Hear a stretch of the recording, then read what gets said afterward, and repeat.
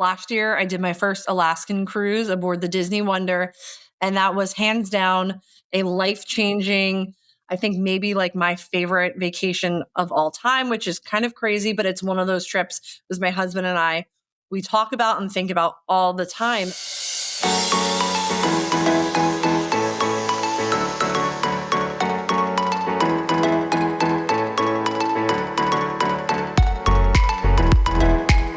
Welcome back, everybody, to this week's episode of the DCL Duo podcast, brought to you by My Path Unwinding Travel. And Sam, I guess we should also, this is a bonus episode, special show. I'm going to give a quick shout out to our friends over at DCL Magazine as well. Love everybody over there. And if you haven't subscribed, you should definitely head to DCL-magazine.com today and subscribe. And you can use code DCL Duo, all caps DCL Duo, take 10% off everything in their store.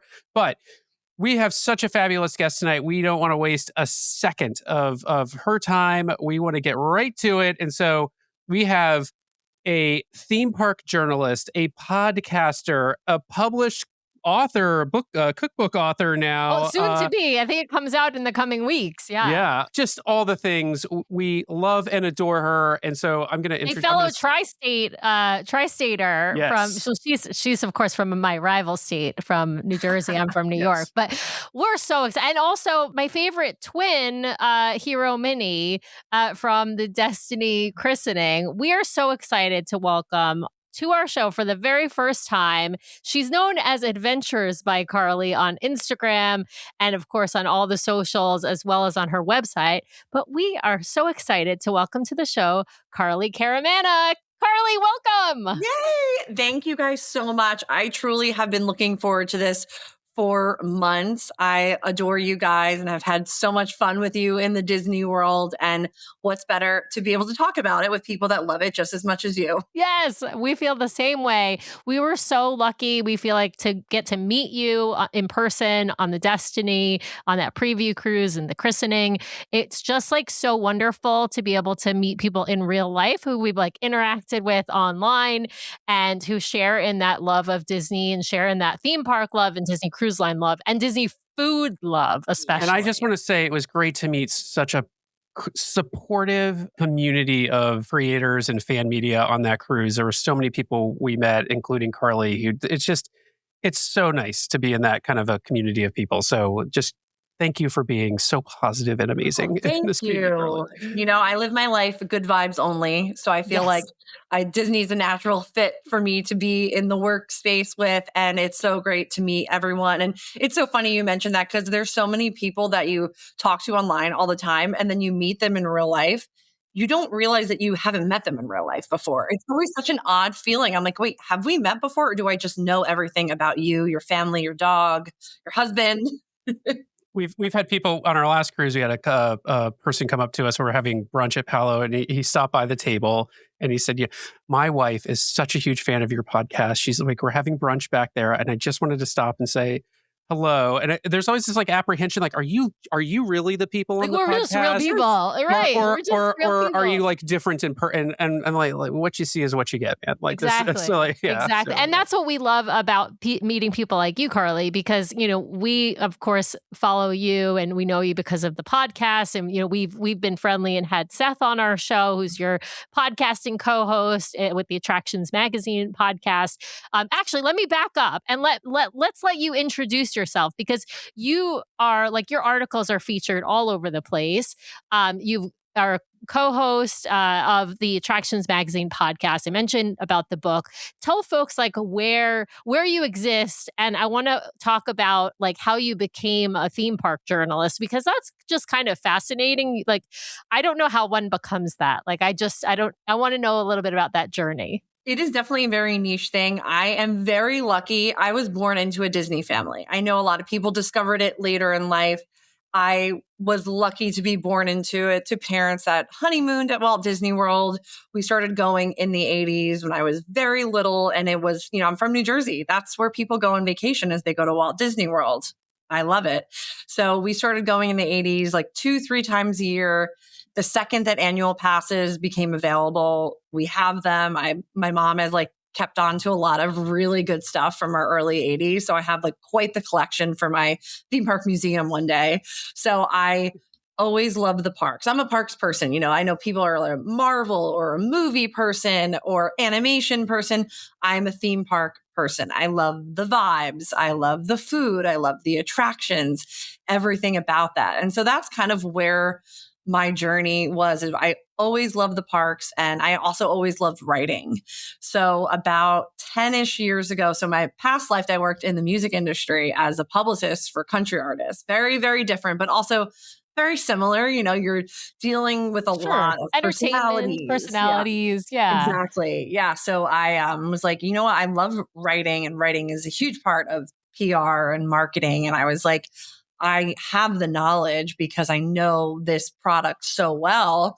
I really have, I'm not just covering it as, a mouthpiece, which there's nothing wrong with that. If you're just posting a press release, that's also serves a function.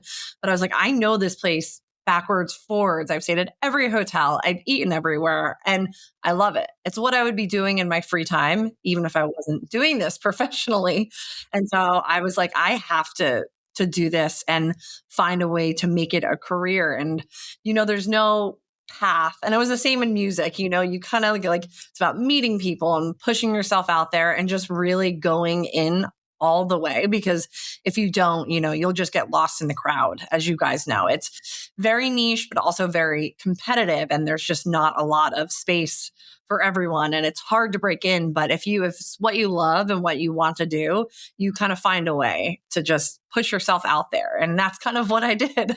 I also find it so important. Like that's why I like meeting you and some of the others we did on the cruise. It's you very much are the person. Your voice and your personality come out through all the content you create. And so I think authenticity in this space is so important for creators who are kind of looking to get themselves out there. So yeah, you got to find your voice. I agree. That's totally true. It's like you don't want to write about or make content about something just because you think it's going to do well. Like you really need to have a niche. Like you guys got the cruise, I do a lot of food also with Disney Cruise Line as well. So you kind of have to have your own little thing that what makes you unique, what is going to separate you from everyone else. And it's been so amazing. You meet so many awesome people. And of course we get to go on these incredible cruises, which is one of my favorite things.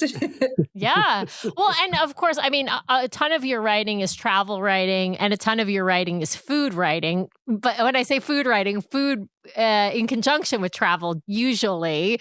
But I gotta mention your piece in Wine Enthusiast that was all about the pairing of wines with theme park snacks. And I wore the t-shirt I'm wearing today in honor of you and in honor of that piece, because I love the idea. I remember it was like a Mickey soft pretzel. I think it was paired with like a Riesling or something. And I was like, that's me. Like, that's my vibe. Like, if you can pick like a food and a wine and put them together and that's all I'm so glad you mentioned that. That was like one of my favorite pieces I ever have done. And, you go to some of these like highbrow publications, like a Wine Enthusiast or a, Food and Wine, and you're not sure what they're going to think because Disney sometimes is very polarizing of a topic. Mm-hmm. And I brought them this idea. I was like, I have a crazy idea. Like, what if we take these like not lowbrow foods, but a soft pretzel, cheeseburger, spring rolls from Magic Kingdom, and we get sommeliers to pair them with like really great wines, and they loved it. And I got one of my favorite sommeliers is George Miliotis from Wine Bar George at Disney Springs. And he was on the team of people that were pairing them. And it was so much fun. And a lot of people really enjoyed it because, what's better with a snack than wine? I mean, exactly. Natural. Exactly. Well, and you've got a cookbook. Yes. Coming out. You're a newly published author, and you have a co-author, I believe. But tell us, I mean, I of course know what the topic of the book is, but you gotta tell our audience what the book is all about, because it's got a lot of Disney history type stuff in it as well. Absolutely. It's called The Unofficial Disney Parks Retro Cookbook. It is coming out October 13th, 2026. So this year, pre-orders are now live, which I'm learning as a first-time author is a big deal. And it went to the top of Amazon and a few lists the day that we launched. So oh my God. Yeah, like Nice. a Congrats. mind-blowing journey. But basically, we are not only recreating dishes of the past from Walt Disney World and Disneyland, but sharing full history about it. So I'm calling it like a coffee table book almost because it's big. Everything has pictures with it. Everything comes with an entire story about the history of the restaurant or the food or the chef who created it. So it's a little bit different than the other Disney cookbooks that are out there. And that's kind of what I wanted to do. And basically, a couple of years ago, I was going down the dark web as I usually do, rabbit holes, and I found someone had posted the 1981 Walt Disney World master menu directory. So this was every menu of every single restaurant and snack stand that was open at Walt Disney World in 1981. Wow. And I was just like, this is so cool. This is so cool. Like, and a lot of those places I remember visiting in the 80s, and then some before me I didn't get to. And I was talking to my friend, Julie Tremaine, who is an accomplished author already. And she's like, because I was thinking maybe this is a story. And she's like, this isn't a story. This is a whole book. So I was like, wow, like you're right. Let's do it. And we are going all the way back to opening of Disneyland in 1955 and then all the way up to new stuff. So we have, Muppets Courtyard restaurants, which we just lost. So it's going to kind of like serve everyone that likes the history of some of the older things, learn some new things, and then some wounds that are still very fresh. Yeah, it's got all that like Disney nostalgia for every generation, right? For everybody who's been to Disney from its inception to basically present day is going to have some nostalgia feeling from this cookbook, coffee table book, history book. It's all Yeah, it's of kind of the all things. the things. I don't know how to explain it, but it has a little bit of something, everything. Pleasure Island's in there, which is my probably most missed place at Walt Disney World. If I can be there right now, I would be recording this there right now. I loved it so much. And then places like I never got to go to the ABC Soap Opera Bistro at DCA when it opened. And that would be kind of like my place if I could time travel, if that was invented. That is where I'm going because it just sounds like an absolute fever dream. I'm curious, what were some of your favorites? And after writing the book, I'm sure you tried out many, many things. Yeah, many different recipes. Yeah. Was there anything that like stood out to you as being a favorite and or surprising, something you didn't get a chance to experience when it was in the parks, but now you're getting to taste it? Yeah, I think one of those is Disneyland had the Tahitian Terrace, which was a Polynesian show that was actually in Disneyland Park, and they made this punch. And we a lot of the recipes we have adapted for the modern palate if they were really old. And that one, like the main ingredient was tang.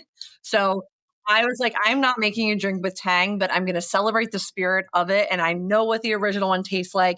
I'm like, because I did the cocktail development. So any of the cocktails I did myself, I bartended for a long time in New York City.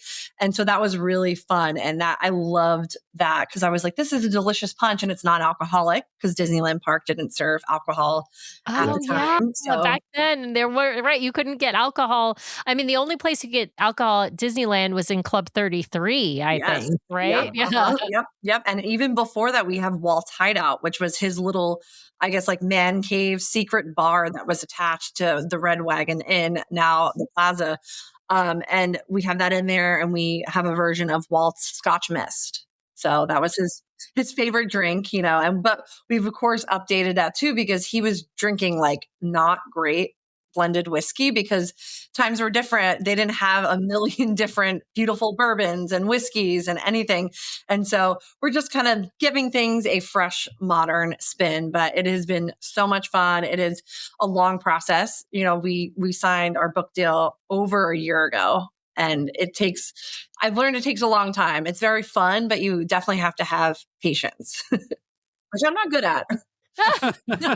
Well, we like to tell people when it comes to, for example, a new ship, pack your patience pants, right? Because there are, good things come to those who wait. So yeah, but it's a good advice in any industry. I gotta ask you about cruise line food for a second. I gotta pivot you because I feel like you're just the foodie of all things Disney. So I would love to know like your favorite let's stick with like main dining items, because of course we could like you could choose all kinds of amazing things from Palo, Remy Enchanté, but like I need to know like your favorite main dining items on Disney Cruise Line and maybe favorite cocktails on Disney Okay. Cruise Line. These are the easiest questions you will ever ask me. Yeah, Main I love that. dining, if there is the sea bass on there, that is what I'm ordering.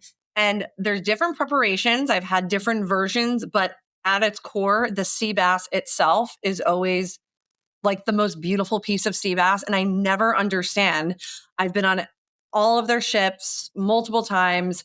I always get the sea bass, and every single time it is absolutely amazing. I don't know how they do it. Like there's magic, there's sorcery involved. It is my favorite dish. Yeah. It's Disney magic. I say the one in Enchanted Garden that's got that like pea puree or whatever with it. That one's my favorite, but I will agree with you that I've had several of them depending upon the ship, and they're all yes, really that good. one's absolutely amazing. That is my favorite. And then I will say for something a little bit more like not all over all the Disney Cruise Line is on the Disney Destiny at Lion King, the chicken thigh appetizer. That is one of the best things I've ever eaten on a Disney cruise as well. Yeah, is that the skewer one with the apricot? Yes, and there's this incredible red sauce on it. I wish I could pronounce it. I don't even want to try. It has African influences because obviously the whole menu is inspired by Africa, and it is just incredible. And I went on the Destiny twice. I ordered it each time, and both times it was absolutely perfect, seasoned. I will say it's not too adventurous where someone would be like, oh, this is too spicy. You know, it's a very approachable, but still they did a really nice job at developing a recipe that would satisfy everyone and not be too crazy. We were talking off air before the show, Carly, but you've sailed a bunch of cruise lines. Like, wait, we gotta ask the cocktail. She gotta answer the cocktail, and then you can ask your question, Brian. Okay. Sorry. Okay. Two cocktails. It's going to be a Hook's Barbary old fashioned. I will never forget when I went on the Wish. So that's obviously, you guys know, the speakeasy that started on the Wish and now it's on all the Wish classes. And I got that old fashioned, and there was this incredible bartender from Ireland talking to me, so passionate about everything. And I'm, just taking it all in. And then I tried it, and it was the best old fashioned I've ever had. So I always have to have that at least once. They are very strong. So it's like, maybe not every night I'm getting that, but I'm definitely ordering it at some point during my cruise. And then from Palo, it is the balsamic grande martini. That is the most potent martini I've ever had. I think it's like something like 3 ounces of Grey Goose vodka, which is crazy unhinged, great value, but it's not, I don't get it because it's so strong. I get it because of how balanced it is with that aged balsamic in there. And the first couple times I went to Palo, I didn't get it. And I had a few friends that were like, why did you not get this? And I was like, I got it immediately the next time. And I was like, wow, I have been living my life wrong. If you don't go to Palo and get that at brunch, you are not living your best life. Oh my God. I think I'm not living my best life. I don't think I've ever, so I love that balsamic that you're talking about. Yeah. I always dip the bread in it, right? Oh, so good. But I don't think I've ever ordered, I know I have never ordered that cocktail. And so, okay, now I have a to-do list that Carly's given me. The next time I'm in Palo, for brunch, I am ordering that cocktail. I may not last the rest of the day. I may end up going and napping though. Yeah, you might nap after it. I mean, they muddle like fresh strawberry. I mean, it's really simple, just vodka, strawberries, balsamic, but there's something about the combo and the quality of ingredients. It is just amazing. I need to learn how to recreate that at home. Have you had the Colette cocktail in Remy before? I have. That is also very good. I've only had that once, so I don't remember if I loved it or not, but I have had that. I try to get a few of the most popular specialty drinks from every venue on every single ship. Obviously, it's so hard because there's so many specialty drinks, but I love when I'm able to go. I always do Disney Cruise Line with adults only parties. So it's either my husband, my sister, my mom, friends. So that's a good way that I can try a bunch of different things and we can all take little sips so that, we can at least say we tried it. Yeah, make everybody else order different drinks so that you can taste all of them. That's the best part. I love doing that. I'm also curious, since we were talking off air, I started this question a minute ago about you've sailed a bunch of different cruise lines, Carly. Like, Where does Disney stack up for you in terms of just the overall food offering as compared to some of the other lines that you've been on? Absolutely. Yeah. I've been on about, I think like 35-ish cruises, all the majors, Holland America, Norwegian Cruise Line, Carnival, Royal Caribbean.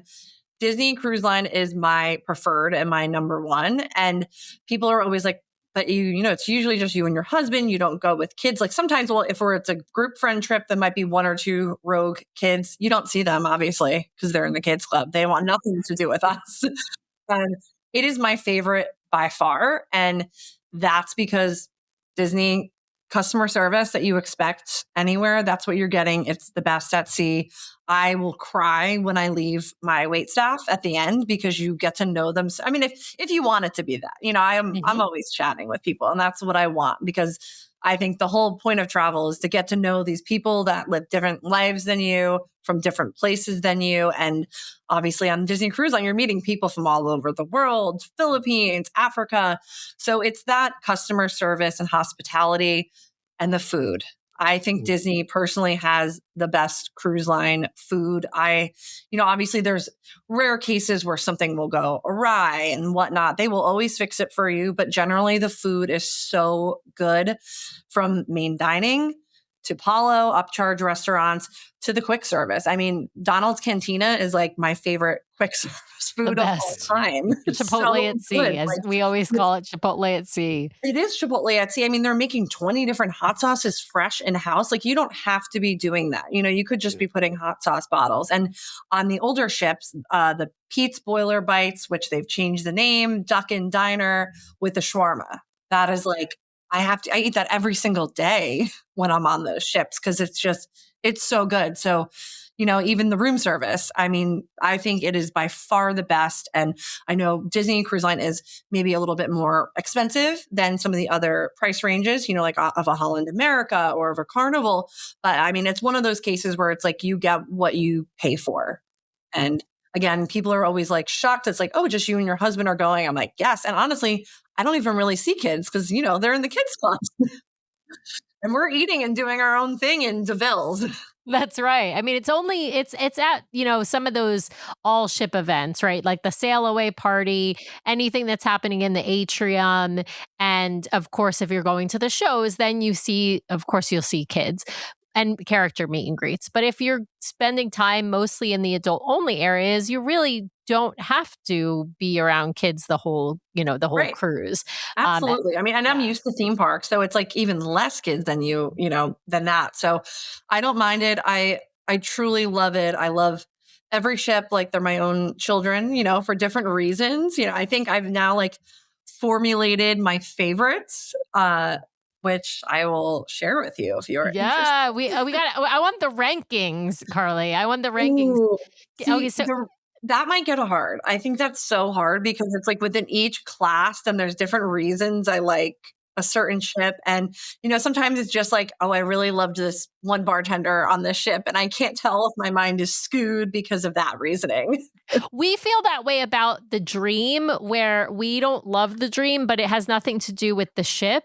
It's just because for so long it was doing those 3 and 4 night itineraries, right? And we didn't like that itinerary. And that's kind of how we feel about the Wish also. It's just about the itinerary now. So those are our 2 bottom ranked ships, not because there's anything wrong with those ships, but just because we have this bias in our minds about what the itinerary. But okay, well, let's at least talk favorites. I wanted to start the favorites conversation here by asking you, since we were talking about food and drink, what's your favorite end-to-end restaurant on the cruise line, and what's your favorite end-to-end bar space, like theming, drinks, so rotational dining, restaurant, and then bar space. Yeah. So I think it's going to be Tiana's Place on the Disney Wonder. And that is kind of for a few reasons. I love the food. I'm not necessarily a Creole Cajun food preference.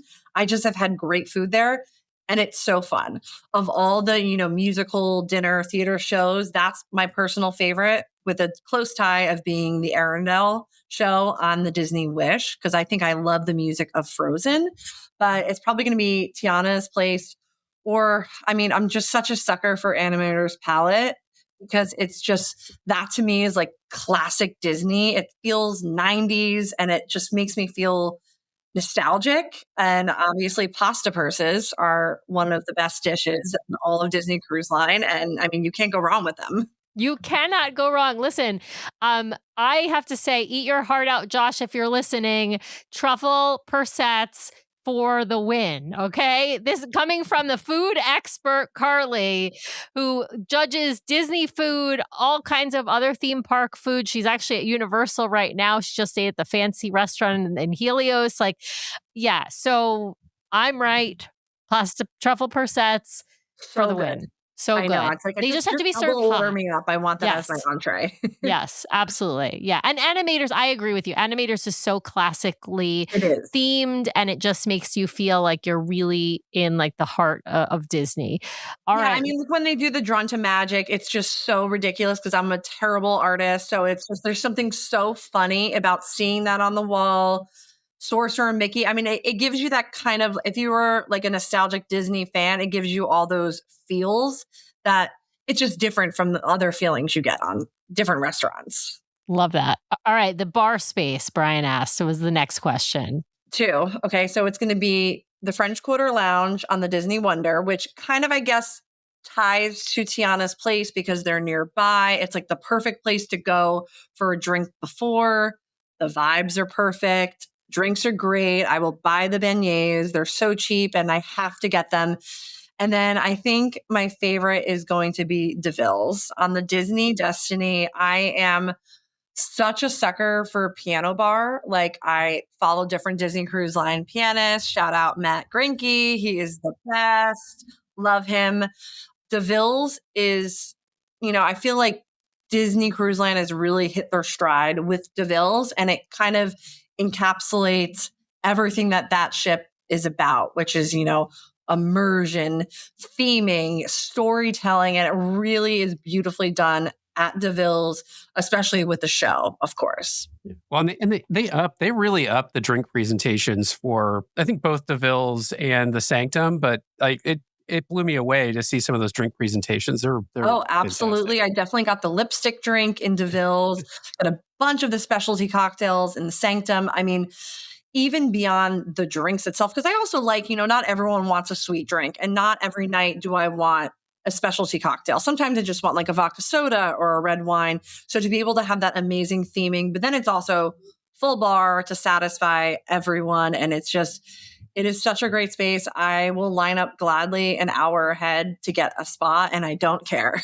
I'm with you. It's so funny. Both of those, actually, all of the things you picked as far as rotational dining and bars, you picked all of the same favorites that I would pick, Carly. Those are all, I mean, we've always loved all the French Quarter, and Tiana's theming on the Wonder is incredible. That it's just so well done. And I love that it flows from the two venues together.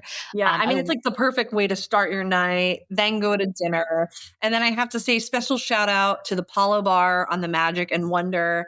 Whenever I've had the opportunity to be among like Disney Cruise Line executives for interviews, I always mention, I'm like, can you please do this in every Palo? Because I just want to go get a drink and order a pizza. And no one is ever at them. I don't think I've ever seen anyone at the Palo Bar on the Magic and Wonder. Maybe that's why they haven't added it to the other ones, but I think just people don't know about it. So exactly. We did Prima Notte on the Magic a couple years back. I think it was in 2024 for our podcast cruise, and we were pretty full. That first night, that Prima Notte, it's a tasting menu, but we were pretty full. And our friends Tracy and Michael, shout out to Tracy and Michael, they decided to just stay in Palo. They went to the bar, they ordered one of those pizzas and a glass of wine. We ended up going to main dining because we were meeting our son, and we did the whole sit down thing. And we each ate like an appetizer, but it's just such a lovely option. But it only exists on the Magic and the Wonder because they don't have like a Meridian or a Rose bar, and so they have a little bar space that you can just, people don't know, you can walk up, have a drink, order a pizza without a reservation. It's incredible. Right. And you know what? Meridian is great too. I mean, that view, it's awesome, but there's something about like being inside of Palo and being able to have that food. And I'm very much a like continuously eat all day, not necessarily big meals. Another reason I love Disney Cruise Line is because you could really do that. You know, you can have a little breakfast and then maybe in a bit have ice cream, then get a little bit from, you know, the lunch buffet, then maybe hit something poolside. Like I'm a progressive eater throughout the day as opposed to big meals. So that is a reason I love Disney. Yeah. We call that a nosher. Yeah, I'm a nosher. I love that. I love that. Carly, we have to hit on favorite ship. I mean, I know this is hard. It's like choosing one child over the other. We like to say love the one you're with. Of course, like we love all of the ships. We'd be happy to be tomorrow. You could put us on any one of the fleet and we would be happy, especially if somebody else is paying for it. But, you know, if you could choose tomorrow any ship to be on across the fleet, like what's that ship that is the favorite to you? So it's going to be a tie, and it's going to be the first and the last. It's going to be the Disney Magic or the Disney Destiny. And it's like they could not be two any more different ships. But for me, Disney Magic has that classic ocean liner feel with the Disney literal magic sprinkled throughout. I love the intimate nature of it. I love, you know, you really get to know people. You really get to know the cast member because it's just smaller. And then the Destiny, I think, could not be any more different than that. But you're immersed. And I was so excited for the Destiny, but I was hesitant because I'm not a Marvel fan. I'm also not a character person. But the way that they've reimagined the character experience, it works for someone like me that not necessarily, like, I'm not going to Magic Kingdom and waiting in line for an hour for a quick picture. But to be in a room with Dr. Facilier and he's doing card tricks, like, this is crazy. I mean, it's so much detail and so much thought. And I enjoyed the Marvel stuff too, which again, like, I really am not involved in the MCU. I follow along just like for professional reasons. But I loved that ship so much. I went on it again after. I was like, I can't believe how much I love this. And I think it's just Disney has brought their A game. It's like they've gotten into their stride and there's different ships for different people. And I feel like the Disney Destiny is a great ship for theme park people because there's a lot going on. I felt alive. Like there's always something going on. And I love that. I'm kind of like, I want to be dazzled and immersed at all times. I don't want to just go like sit, you know, on another cruise line. You just go sit in like a quiet bar and there's nothing going on. And crickets, maybe if you're lucky, a pianist. But on Disney ships, there's always something going on and there's something to enjoy. And the Destiny, I felt really like nailed that theming, immersion, and just reimagining what that character experience looks like and could look like. Yeah. I think it's so interesting that you didn't pick the Disney Treasure because I always think of, and I, you know, when we talk to people and we, you know, are asked like, hey, which ship should I go on? I like to tell people like the Disney Treasure is like the theme park lovers, you know, Disney theme park lovers ship because the theming really ties into park theming with Skipper Society, with Haunted Mansion Parlor, which of course Haunted Mansion Parlor is also on the Destiny, but, and Periscope Pub. So I think of that as like the theme park person, but it's interesting, like your perspective is about the immersive entertainment plus the theming, I think is what like, and that's where we completely agree that the Destiny has just as good but different theming as the Treasure, but stepped up on the entertainment side of that theming and sort of the tie-in between the two. I'm curious, how do you think that Disney can top like what it's done between the Treasure and the Destiny, right? You've got this great theme park stuff. You've got this great entertainment immersion with the theming.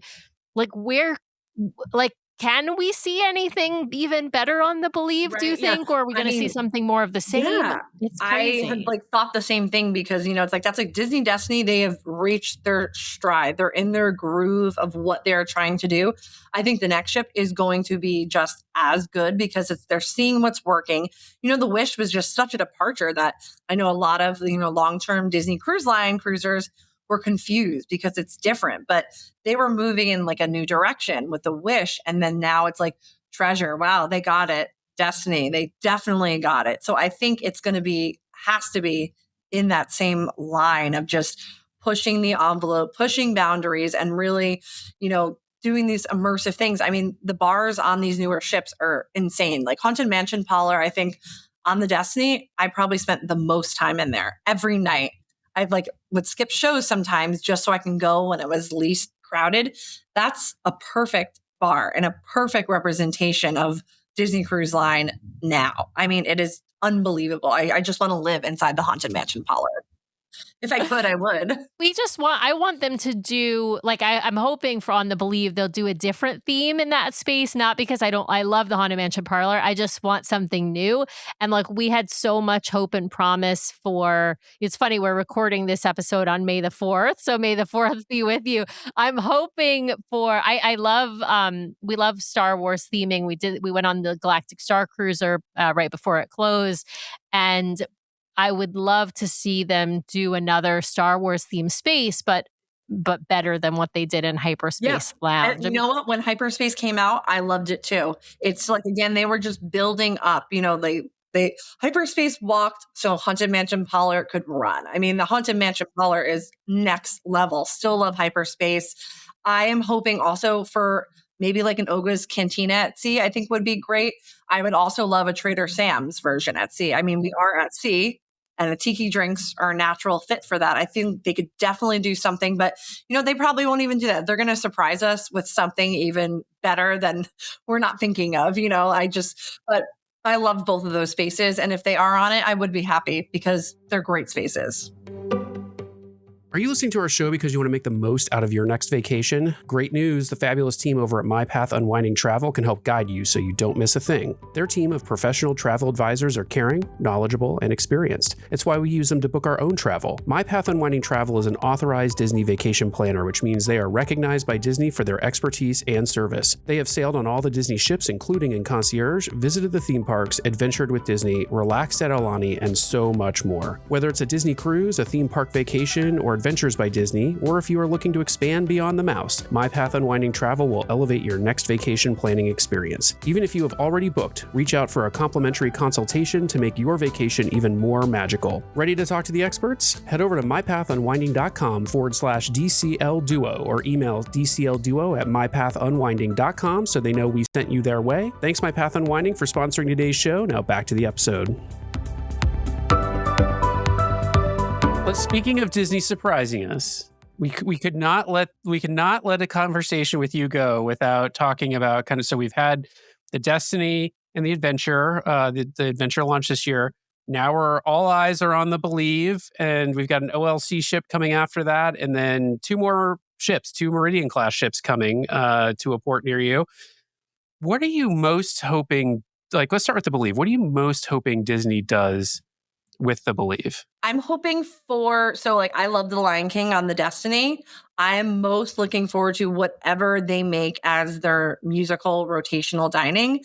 Those are so special and it's so different than any cruise line does. Like the first time I ever went on a Disney ship, my first night was musical dining and my mind was blown. I love musical theater. I just did not anticipate that because, as you know, Disney Cruise Line culture is its own thing. When people go on a Disney cruise and they came from, whatever, Royal Caribbean, it is its own thing, its own language. What's Pirates Night? Like, what are all these things? And so the musical dining is one of those little pieces that I think makes Disney Cruise Line so special. Like, you're not just eating, you're getting a show, you're dancing around the room. Sometimes you're in a parade, with Tiana going around the room. You're with the characters of Frozen going around the room. And I can't wait to see, that's what I'm most excited for because we know it's going to be something different, so what are they going to choose for this? And I literally can't wait. And then the other token would probably be what bars they are going to design for this because we know they have been just level upping so hardcore that it has to be something that's really spectacular. Yeah, we've heard from so many people who told us if you love the Treasure, just wait for the Destiny. And I'm like, I don't know what you're going to build on the Destiny. And then they did. I mean, the Destiny was a big step from the Treasure, and now they're sort of hearing this. If you love the Destiny, just wait. I'm like, what possibly can you do here? So right. I know. I'm like, Haunted Mansion Parlor is perfect. I have zero notes. Well, actually, maybe my one note is I don't love the cocktails, even though the program is new on the Destiny, but they could still make you the old fashioned from Hook's Barbary. So I order off menu. Yeah, that's I drink once and then I'm getting whatever I want. Yeah, I do think that's the key with the the Haunted Mansion parlor is to order off menu or to grab a cocktail from another bar and bring it with you and then just sit in the immersive space of the Haunted Mansion parlor. Absolutely. I'm not a sweet drinks person, so that will just ruin my whole day. So I wish that the drinks maybe weren't as sweet, maybe a little bit more boozy for it. But again, there's so many different venues on each ship, and you're going to find a drink that you like, and you could bring it with you wherever you want. And they can make anything. I mean, these are experienced bartenders. So order whatever you want. They have it. If Disney Cruise Line came to you, Carly, and said, you are an Imagineer for a day, we want you to pick the theme of the musical dining restaurant on board the Believe. Like, what do you? Yeah, what's Carly's what are you hoping to restaurant? see? Yeah. Ooh, it would What's your probably be dream? classic as opposed to newer IP, but I think the realistic person in me is going to say they're probably going to go newer IP. I would rather see like a Mary Poppins, but I know that's not probably going to happen, even though that would be my wish. I think it's going to probably be another version of Marvel, like the World of Marvel is not my favorite restaurant. It's probably my least favorite rotational dining.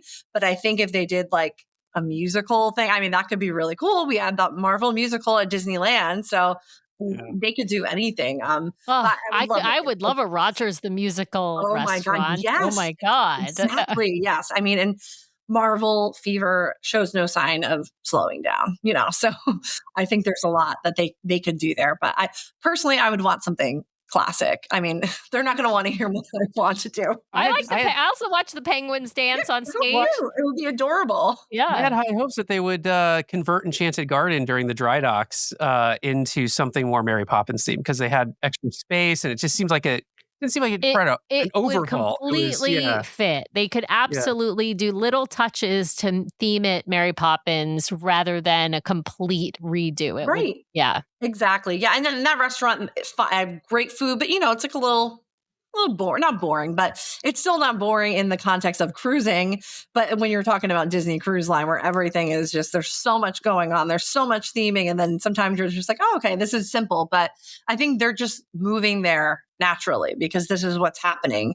And they're getting more and more immersion, more theming. And so I think all the venues, the older ones, we might start to see them change as well, which I'm fine with. What about Carly's reimagined bar space? What would that look like? Like, what theming would you love to see on one of the bar spaces? And it could be like whichever of the spaces you like take like the sanctum space, take the piano bar, space, whichever one you would want to redesign. But what's your sort of ideal IP that they would put? Yeah, so I did a Pixar Day at Sea cruise 2 years ago aboard the Disney Fantasy, and I thought that was spectacular.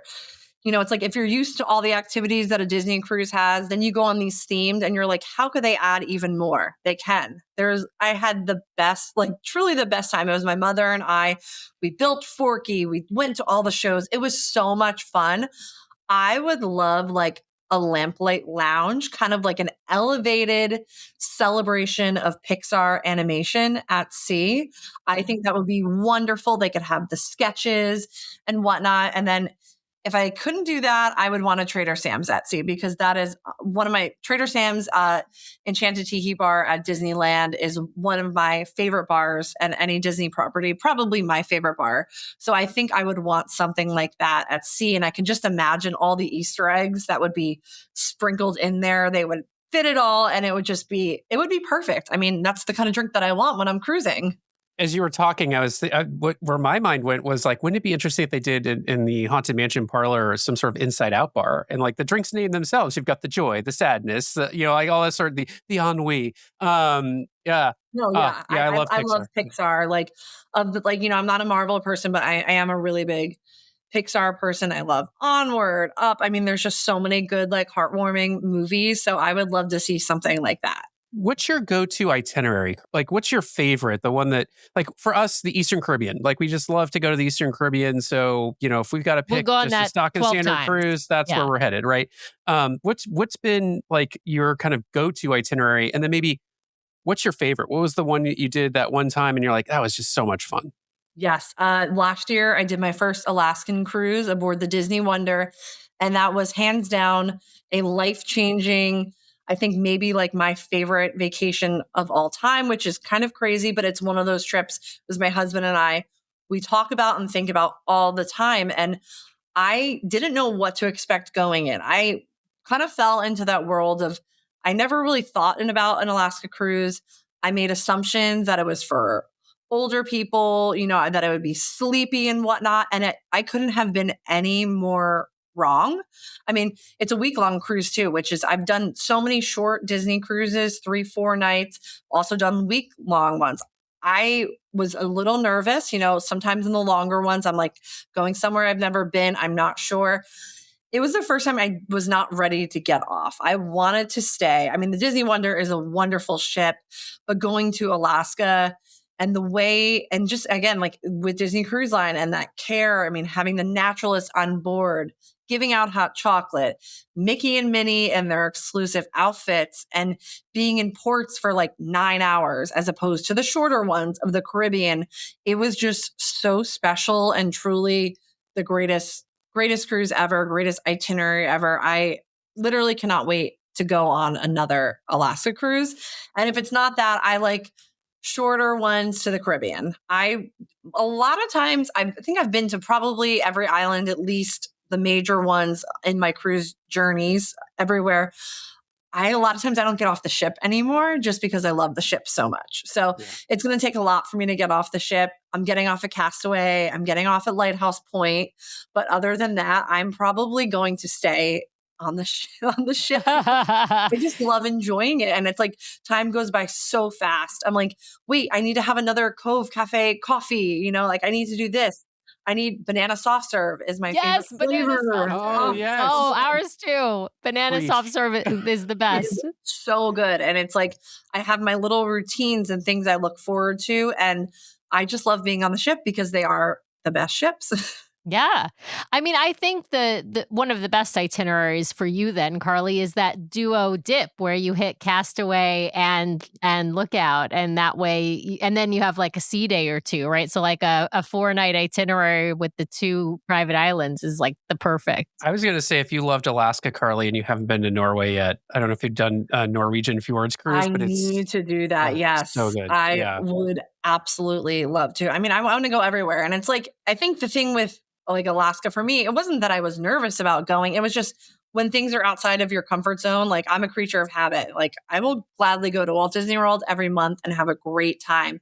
So when it's something new, I think I liked it because you feel comfortable with the Disney brand to go to new places. And it just adds this kind of like, I don't know, just a safety blanket of like, oh, I'm going to be okay. I'm going with Mickey Mouse. It's fine. And I went and loved it. And it was just the greatest. I will encourage anyone to do an Alaskan cruise if they can. It was just life-changing. Yeah, absolutely. Well, you mentioned, of course, you're always comfortable when Mickey is taking care of you. But I've got the question of, what else is out there that you think is worth trying in the cruise space? Obviously we love Disney Cruise Line. We ourselves have been on a couple of other cruise lines. You've been on quite a few cruise lines. We talked to you pre-show. You haven't been on Virgin yet, which we think you got to get on.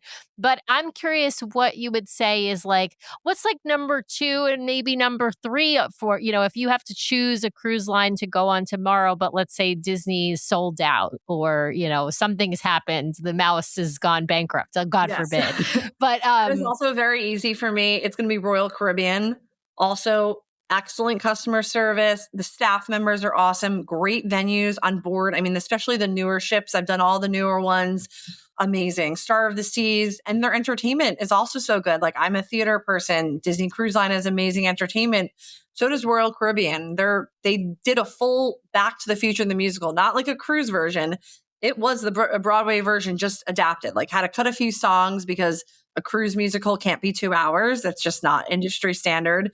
And the cast was just as phenomenal as when I saw it on Broadway. I mean, they're really doing great in entertainment, great in dining, specialty dining, and then their adult nightlife. They introduce the dueling piano bars on the newer ships. They introduce a tiki bar on their newer ships. They're really the other one that I personally love. I'm always going to choose Disney or Royal. I mean, it's just, they're the leaders. So, I mean, I think everything speaks for themselves. They're both churning out the ships and they're drawing the crowds because they're doing it right. I've been on some cruise lines where I've been like bored to tears because I'm like, God, I'm so used to Disney and Royal with so many activities, so much going on and just an energy. And then you go on some of these other lines and you're like, what do I do now? I guess I'll have a beer and sit here. I don't know. I like something going on. I like the action. No, Yeah, maybe yeah. that's not for everyone. Even if it's just listening to music or doing a trivia or something like that, it's nice when there is an activity going on, even if you just like are passively watching, right? And you're kind of Exactly. Yeah. Like with Disney, I'm playing trivia. I am playing Disney Parks food trivia. I'm going to the animation classes because it's so fun. Like I think of it, both Disney and Royal are like being at summer camp, but I'm an adult now. I have this whole schedule I can look at. I heart what I'm going to. And I just love that because it's like, what else in your life could you do or go somewhere unless you go to one of those literal like adult summer camps that exist? Where else could you have this kind of experience where there's so much going on and you could really just craft your own vacation and do as much or as little as you want, which is so nice because I know not even everyone better than wants to go summer do this camp. stuff. Right, I Yeah. know. Because they don't make me go swimming if I don't want to go swimming, Right. right? I don't have Exactly, to. I yes. can skip arts and crafts and go to music if I don't want to go to arts and There's crafts. also Right. there's also no top shelf bar at summer camp, so Yeah, No, that's true. there is Yeah. not. Mhm. Yeah. I mean, there are some adult camps that do have that, but I have never heard that comparison, Carly, but I love it. Like I am a kid who went to summer camp my whole life. And, I know that that's like a thing in the Northeast. So for those who grew up in like New York, New Jersey, Connecticut, probably Massachusetts, you go to summer camp, whether that's day camp or sleepaway camp, doesn't matter. You're still at summer camp all summer. And that is such an apt description. I absolutely love that. And you get to, you might not get to be in the show, but you get to at least watch the show, right? The camp Yes. show is what, Exactly. Yeah, no, same. Yeah, I went to day summer camp, sailing camp my entire childhood, and I love the structure and activities. And I think that is truly why I love Royal and Disney is because they are two of the best at it. And for a third option, which is kind of like very different and it's kind of like you get what you pay for, but you go into it with the mindset is Margaritaville at Sea. I have had great experiences on there. It's definitely different.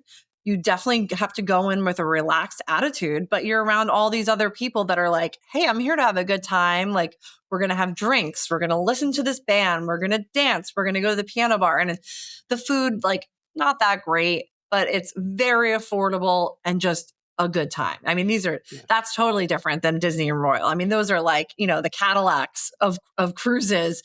But for my third, it would be Margaritaville at Sea. Yeah.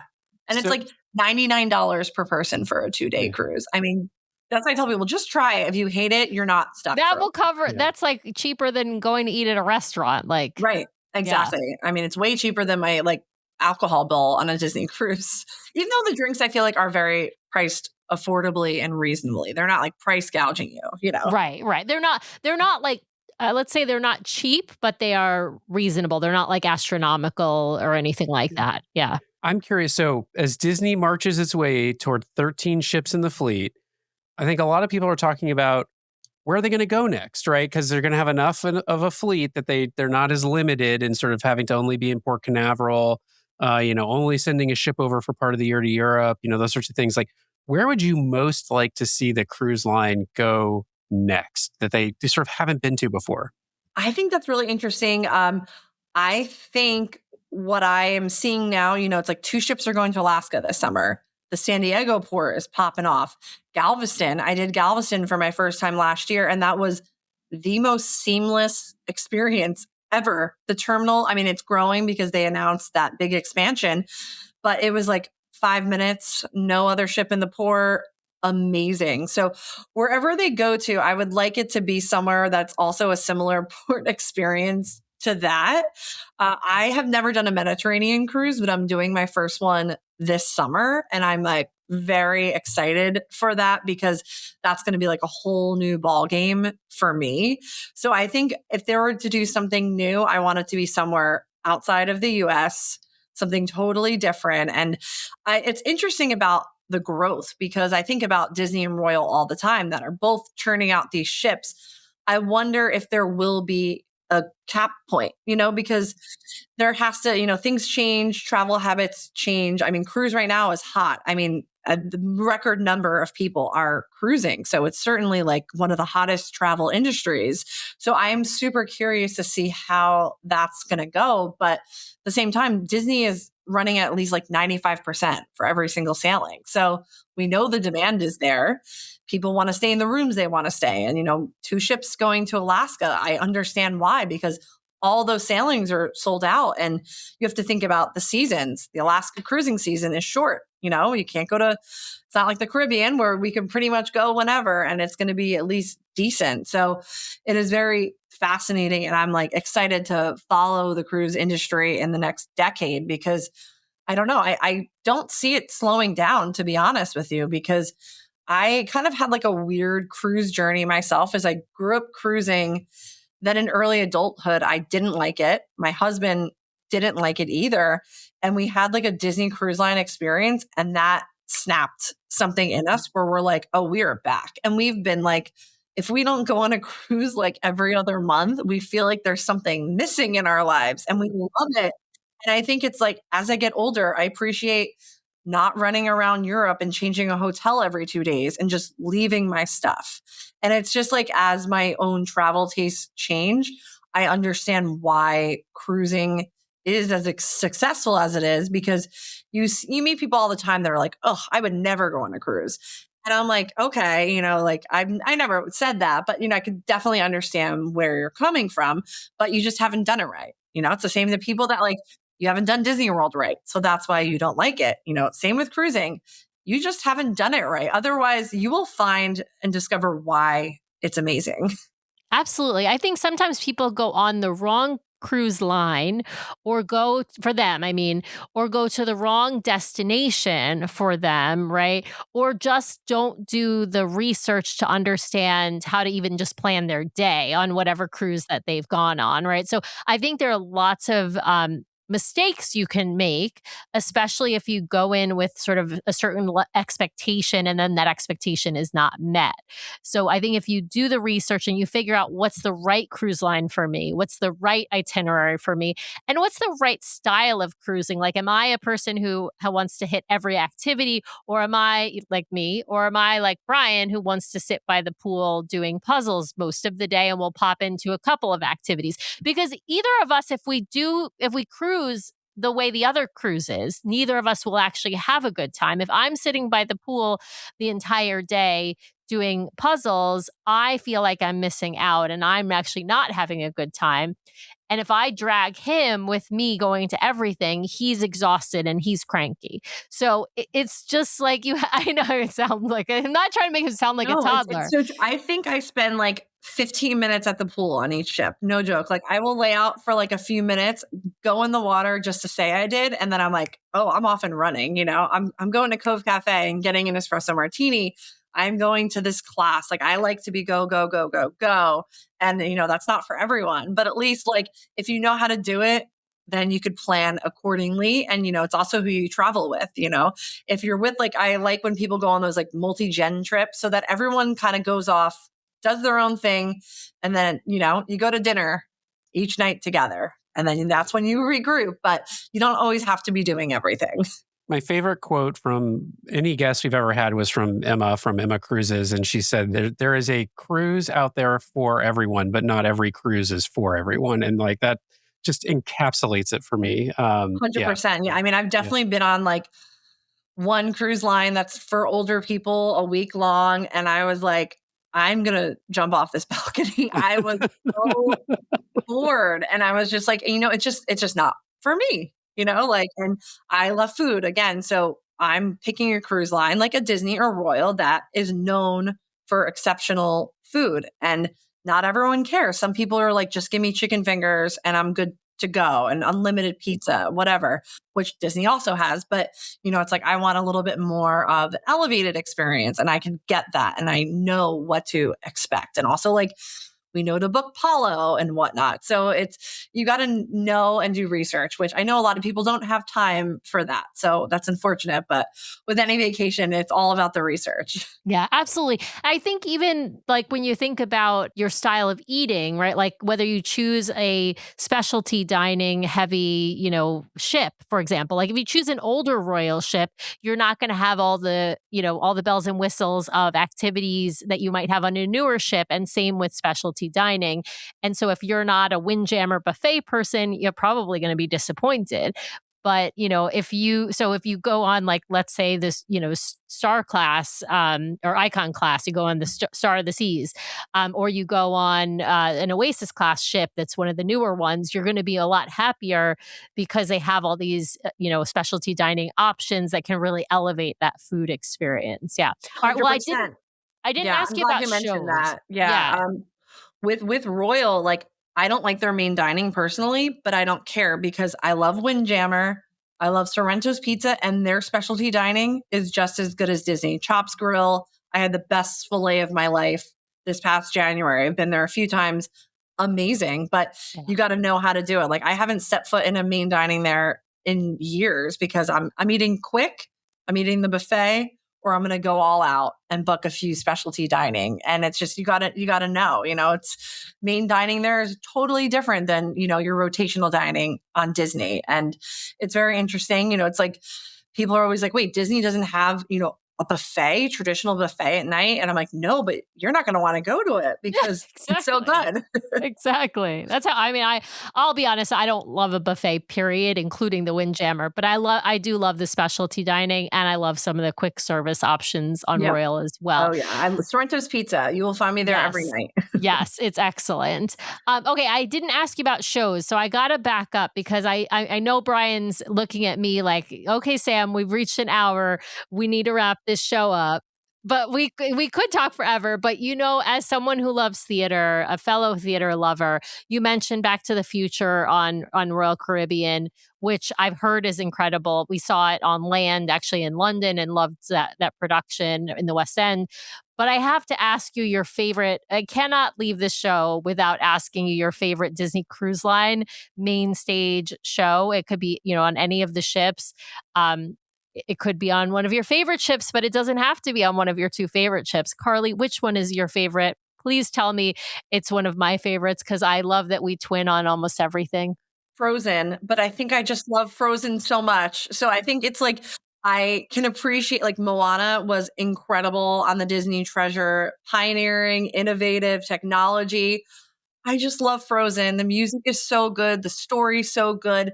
The way they've adapted it for a cruise production, I feel like the story keeps moving. I didn't love Hercules. I'm sorry. It wasn't my favorite of the Disney Cruise Line productions. I think it was just like they just made some changes that I just wasn't my cup of tea. But I love Frozen, and Moana is after that. But it's really hard because they're all really good. I mean, these are incredible actors, singers, whatnot. So I always tell people, if you choose Frozen, I can't be mad about it because even though Frozen wouldn't be my favorite, just because it's not my favorite story, that production is the best production of Frozen I've ever seen. And I've compared it to the Hyperion Theater production and Disney California Adventure. And I compare it to the Broadway and National Tour. And I still think that the Disney Cruise Line production is better.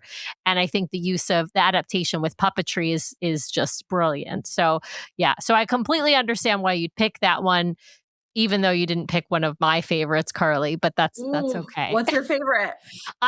It's like it changes day to day because I love both Moana and Hercules, but I also think that Beauty and the Beast is technically probably the most incredibly staged, production that Disney Cruise Line has ever put on. So it's I got to give a special, honorable mention to Tangled and an honorable mention to Frozen, but I always pick one of the full-length musicals. I do not pick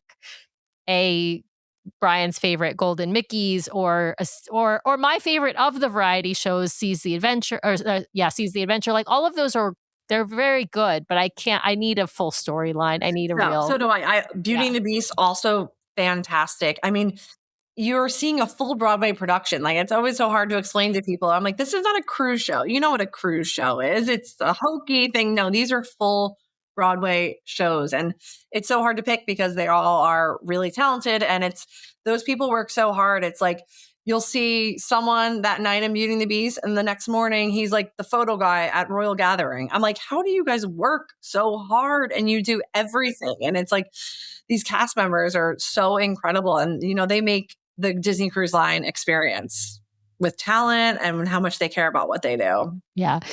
Speaking of Frozen, I got to ask if you think that we could ever see Frozen 2 on stage on Disney Cruise Line, because I think that's a fabulous movie. And of course, I love the music in that. I actually like the music in Frozen 2 better than the original. I just had this conversation with someone. I think the music from Frozen 2 is even better. Into the Unknown is even better than Let It Go. And I will die on that hill. I'm like, this is such a great song. I mean, obviously they were going for that same emotional draw as Let It Go, but I think it's even better. I definitely think we could see that. That would be wonderful. Sign me up, please. Yeah. I mean, I think it's, we talk about what could be on the Believe, and that's, predictions about Encanto, predictions that they might put Tangled on that ship as, as a second home for it because it's only on the Magic. But I think at some point, I do think Frozen 2 would be a great addition to Disney Cruise Line. And they've frozened me out on the other ships because now it's on 3 different ships. But I wouldn't be mad if they brought Frozen 2. So I don't think anyone else would be mad. I also say I love Tangled too. It's incredible. Mother Knows Best is such a great song. I mean, all of the shows are so good. It's really difficult, and it's again like, if you go to a Broadway show these days, it's $300 to $500, per person. So getting to have a chance to see a stage production, get your little popcorn out there. I mean, it's so amazing. Yeah, and it could be $1,000 a ticket if somebody like Leslie Odom is back in Hamilton. Oh right? my God. Right? I know. It's like Hamilton's expensive as it is without even having him in it. Yeah, absolutely. Well, Carly, we have taken more than an hour of your time. That's okay. I love it. This is my favorite subject. Yeah, we absolutely love talking to you about all things Disney Cruise Line, about all things Disney parks, about all things Disney food. If people want to follow along with you on your journeys, why don't you tell folks where they can follow you on the socials, how they can find out, importantly, about the book and all of the places where they can purchase it. You mentioned Amazon, but tell us all of the things. Yes, of course. Yes, I am most active on Instagram at Adventures by Carly. I'm always sharing my travels and whatnot. Today, I actually spent the afternoon in Galaxy's Edge doing May the 4th shenanigans, and I bought the new popcorn bucket for a friend. So I did that, and I had a Ronto wrap to celebrate this high holiday. Best. So I am, yeah. That's a way to celebrate. You absolutely need to eat a Ronto wrap, not the breakfast one, the lunch and dinner version. I did the lunch one, and I will say it was such a vibe. I have never been like gutsy enough to go on the 4th because it is crazy. What an energy. 99% of people were in either costume or at least Star Wars shirts, and it was such a vibe. So highly recommend doing it. But yes, you can find me at Adventures by Carly on Instagram. And then my book, The Unofficial Disney Parks Retro Cookbook, comes out October 13th this year, which sounds far away, but pre-order is now available. We're on Amazon, Barnes & Noble, pretty much wherever you purchase your books, small bookstores. So I'm really excited and appreciate all the support. Well, we're so excited for you. I just went on while we were recording and pre-ordered a copy. So it will be on its way. Yes. So all of you out there listening, we put our money where our mouth is when it comes to supporting people. So yes, we go buy Carly's book, please. Yes, yes. And I also want to know, you got any fun articles coming out soon? Oh, yes. Actually, so non-Disney related, I also do Universal and all the theme parks, Dollywood. I don't discriminate. I love That's right. You just ran in Dollywood. Yes, I did just run the inaugural race, Dollywood. I said I was retired from theme park races after like so many early mornings with Run Disney. It's just too early for my cup of tea. I missed the night races. Please bring back nighttime food and wine. That was awesome. I did the inaugural Dolly run. It was so much fun. A lot of people were in Dolly wigs and everything. So I'm actually right now at Epic Universe working on a best snacks story. So I spent all of yesterday with my family and we ate like everything. I've already tried I've tried like almost all of the food in restaurants there, but I wanted to get things again, some new menu items that came out. So I will be working on a best eats at Epic Universe, which everyone should visit because it is absolutely incredible. And that will be coming out soon. Awesome. Well, I remember when Epic Universe first opened and you were sharing about all of the foods that you were eating in, everywhere, but especially I remember seeing pictures of stuff in the Super Mario Land and just, yeah.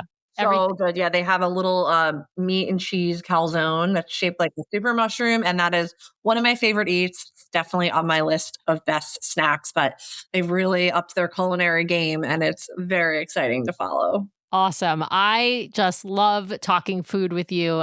And love talking theme parks with you. Love talking cruise line with you. But thank you so much for joining us, Carly. We hope that you will come back and join us again in the future. Yeah. And we hope that we get to, of course, see you on board the Disney Believe. Yes. Oh, yes. It's on. Let's do it. Well, thanks to everyone out there for listening this week. We really, really appreciate it. Be sure to subscribe to the podcast so you can keep getting great content from us every week. In fact, twice a week we publish shows. So be sure to hit the subscribe button to get all of those great episodes. And if you want to watch us live, we have a live show now every week, Monday nights, 5:30 p.m. Pacific, 8:30 p.m. Eastern over on youtube.com/DCL Duo. So be sure to head over and check that out. If you want to help support the show, be sure to hit those 5 stars on Apple Podcasts. And if you leave us a written review, a 5-star written review, we will read it at the top of one of our main episodes, so please head over there and hit those 5 stars. Of course, you can also help support the show by supporting our fabulous show sponsor, My Path Unwinding Travel. If you want to book your next Disney vacation, head over to mypathunwinding.com/DCL Duo or email them at dclduo@mypathunwinding.com so they know we sent you their way. If you've got questions or you'd like to connect with us, the best way to do that is to head over to dclduo.com. It's got links to all of our things, full catalog of the podcast episodes, including a searchable catalog for the podcast, links off to our vlog, a link to our Etsy store where we sell some fun fan-inspired magnets, link to our Patreon if you'd like to help directly support the show each and every month. Just head over to the website or patreon.com/DCLDuo. Also has a way for you to sign up for our Substack newsletter that we're hoping to start really pumping out monthly here at least, and a few blog articles that we've written. So DCLDuo.com is the best way to connect with us. You can also, of course, email us at info@DCLDuo.com or reach out to us on our voicemail line at 402-413-5590. That's 402-413-5590. The DCL Duo podcast is not affiliated with Disney Cruise Line, the Disney Company, or the Disney family of theme parks. The views expressed on the show are solely those of the individuals on the podcast and in no way reflect the views of the Disney Company or Disney Cruise Line. If you have questions about a Disney cruise or a Disney vacation, please contact the great folks over at My Path Unwinding Travel or Disney directly or your own travel agent. Thanks again for listening, and we'll see you next time for another fabulous adventure with the DCL Duo. Good night.